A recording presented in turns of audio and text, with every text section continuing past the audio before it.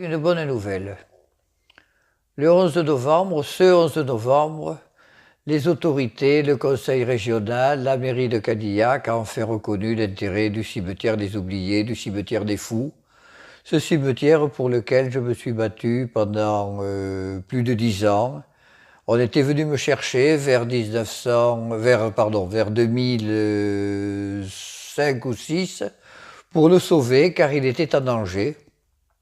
Cimetière qui existait depuis 1922 et qui contenait la tombe de plusieurs milliers d'aliénés décédés à l'asile de Cadillac.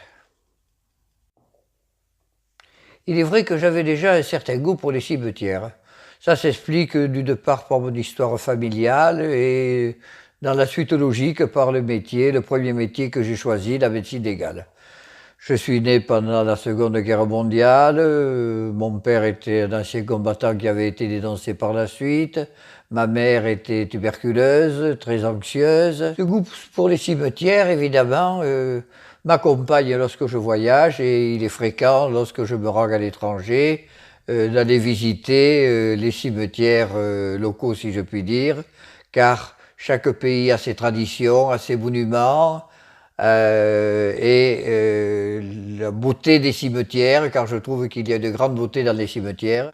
Habitant Bordeaux, évidemment, et près du grand cimetière de la Chartreuse, je me suis particulièrement intéressé à ce champ des morts extraordinaire qui couvre plus de 44 hectares, je crois, et auquel je me suis beaucoup promené. J'ai même écrit une promenade insolite au cimetière de la Chartreuse dans lequel j'imagine parler avec les gens célèbres qui ont été admis. Je ne les citerai pas, il y en a beaucoup.